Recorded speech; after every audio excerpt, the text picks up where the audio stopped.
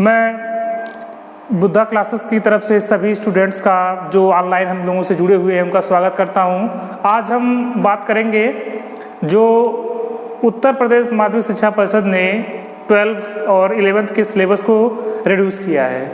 अभी बहुत सारे टीचर्स में, स्टूडेंट्स में इस बात की डाउट बनी हुई है कि सिलेबस में क्या हटाया गया, क्या नहीं हटाया गया, क्योंकि जो वेबसाइट पे दिया गया सिलेबस है वो इस तरह से दिया हुआ है कि एक बार आप भी उसको देखेंगे, पढ़ेंगे तो कंफ्यूज हो जाएंगे। उसमें से जो चीज़ें हट गई हैं, जिसको सिलेबस में नहीं रखा जाना है, उसको एक तरफ रखा गया है और जिसको पढ़ना है उसको अलग रखा हुआ है।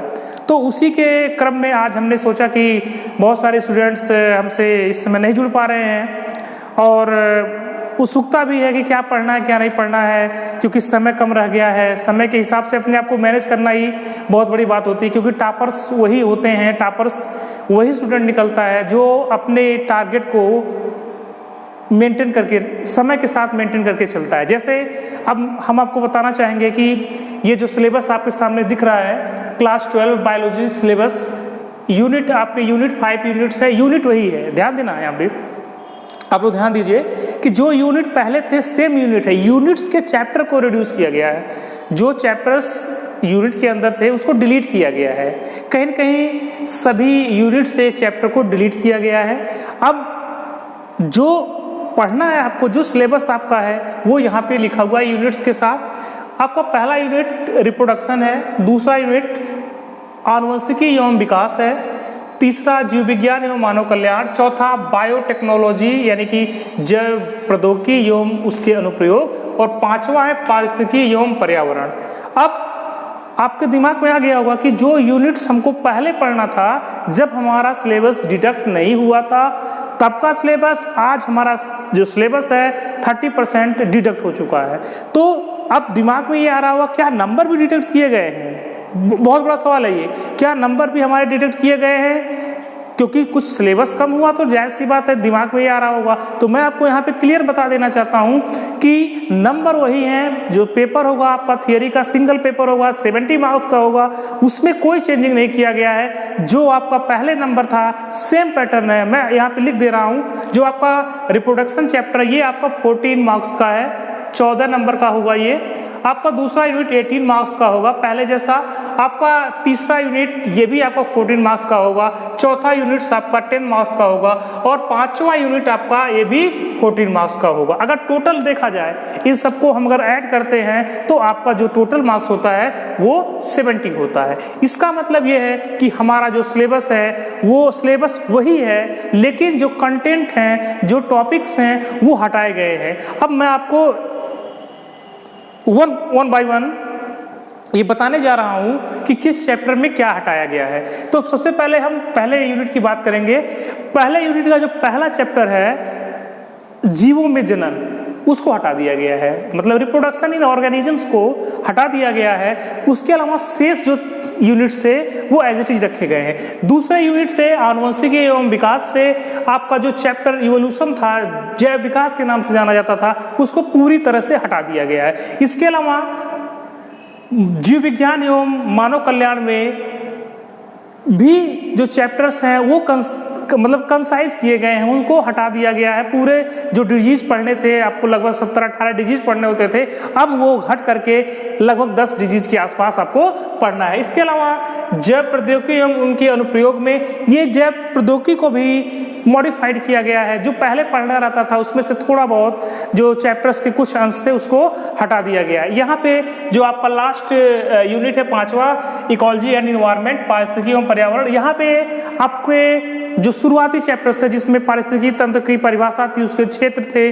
उसके प्रकाश थे, उसी प्रकार को हटा दिया गया है। अब जो आपको पढ़ना है वो इसमें आपको पढ़ना है जीव एवं उसके पर्यावरण, और जैव विविधता क्या है, उसका संरक्षण क्या है, और उसमें कौन कौन सी चीज़ें आती हैं जैव विविधता के अंतर्गत, उसको रखा गया है। तो ये आपका जो सिलेबस है वो रिवाइज किया गया है और वो 30% लेस सिलेबस के साथ ये आपका सिलेबस है। अब ध्यान देने वाली बात यह है कि हो सकता है कुछ टीचर्स आपको पढ़ा दिए हों या हो सकता है बहुत से स्टूडेंट पढ़ लिए हों, तो उनको अब थोड़ा फोकस करने की ज़रूरत है कि जो चैप्टर्स उनको रिक्वायर है उन्हीं चैप्टर को वो पढ़ें। यानी कि जो चैप्टर आपके सिलेबस में इस समय इंक्लूड किए गए हैं और जिसको हटा दिए गए हैं उनको पढ़ने की ज़रूरत नहीं है, आप नेट से डाउनलोड कर सकते हैं। और इसके अलावा आप जो मैं अभी यहाँ पे लिखा हूँ इसको आप नोट कर सकते हैं, स्क्रीनशॉट इसका ले सकते हैं। अब देखिए रिप्रोडक्शन में पहला जो चैप्टर क्या होगा, अब यानी कि पिछला सिलेबस है उसका दूसरा चैप्टर, लेकिन वर्तमान समय में पहला chapter reproduction in flowering plants, Pushpi पौधों में लैंगिक जनन, ये आपका चैप्टर अब फर्स्ट होगा। इसके अलावा दूसरा चैप्टर आपका होगा मानव में जनन, तीसरा चैप्टर आपका होगा जनन एवं स्वास्थ्य, ये आपका चैप्टर हो गया पहले यूनिट का। इसके अलावा कुछ नहीं पढ़ना है। हाँ, आपका जो दूसरा चैप्टर है जिसको आप आनुवंशिकी एवं जैव विकास या विकास के नाम से जानते हैं, तो उसका जो नाम होगा वो आप बदल करके सिंपल 2 चैप्टर पढ़ने हैं, जिसमें आपको पढ़ना है, एक तो आपको पढ़ना है पहले पुराना जैसा कि जेनेटिक्स में आपका आनुवंशिकी का आणविक आधार, मॉलिक्यूलर बेसिस ऑफ जेनेटिक्स, वो तो पहले जैसा ही पढ़ना है। लेकिन उसके अलावा मेंडल के नियम के विचलन उसको पढ़ना है, और जीन विनिमय क्या है, क्रॉसिंग ओवर क्या है, सहलग्नता क्या है उसको पढ़ना है, लिंकेज क्या है, विविधता क्या है उसको पढ़ना है। अब हम बात करते हैं आपके जो तीसरा यूनिट है जीव विज्ञान एवं मानव कल्याण में, इसमें आपको पढ़ना है 2 टॉपिक पढ़ना है। एक तो पढ़ना है कि बायोलॉजी में मतलब हमारे लिए बायोलॉजी किस किस काम के लिए एप्लीकेबल है, मतलब कौन कौन सी चीज़ें हमारे लिए ऐसी थिंग्स हैं जिनसे हमको डायरेक्टली बेनिफिट मिल रहा है।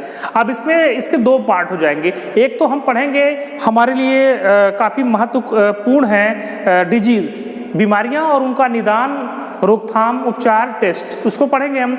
इसके अलावा बायोलॉजी में जो प्लांट्स या एनिमल्स से हमको क्या क्या चीज़ें मिलती हैं, जैसे आपका एपीकल्चर है, ठीक है, पिसीकल्चर है, इन सबको पढ़ना है। हालांकि एनिमल हस्बेंड्री को, पशुपालन को हटा दिया गया है। इसका दूसरा पार्ट है ह्यूमन वेलफेयर इन बायोलॉजी का दूसरा पार्ट है, जिसको हम बोलते हैं सूक्ष्म जीवों का मानव कल्याण में क्या उपयोगिता है, utility of microbes in our daily life, मतलब सूक्ष्म जीव हमारे लिए कैसे यूजफुल है, तो उसमें पढ़ना आपको सिंगल सेल प्रोटीन पढ़ना है, ठीक है, और इसके बारे में पढ़ना है, सैक्रोमाइसिस, सेरेविसी के बारे में पढ़ना है, एंटीबायोटिक्स के बारे में पढ़ना है, कौन कौन से एंटीबायोटिक्स कैसे कैसे निकाली जाती हैं, या माइक्रो ऑर्गेनिज्म का और हमारे डेली लाइफ में क्या यूजेस हैं उसको देख करके हमको चलना होगा।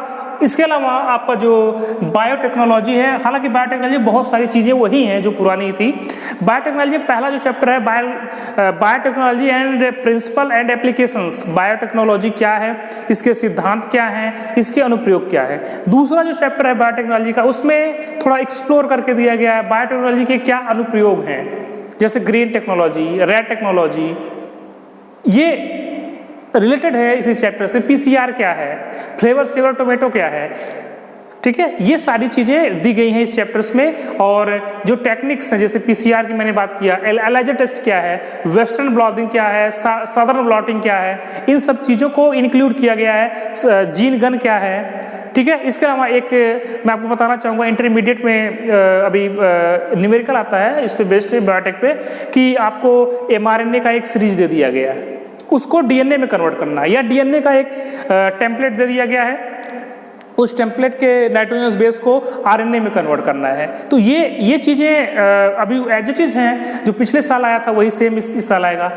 इसके अलावा डीएनए पॉलीमरेज क्या है, वेक्टर्स क्या हैं, जैसे आप लोगों ने नाम सुना होगा PBR 322 वेक्टर्स, बहुत सारे वेक्टर्स के बारे में था, लेकिन इस बार जो वेक्टर पढ़ना आपको तो PBR 322 वेक्टर्स को ही पढ़ना है, ठीक है। इसके अलावा अब हम बात करेंगे पारिस्थितिकी एवं पर्यावरण में। इसमें इकोलॉजी में क्या चीज़ें की गई हैं, मतलब आपको ऑर्गेनिज्म है उसका क्या उसके पर्यावरण पे क्या इफेक्ट है, इन सब चीज़ों को पढ़ना है। हाँ, एक चीज़ और है, बायोडाइवर्सिटी को बढ़ाया गया है यहाँ पे।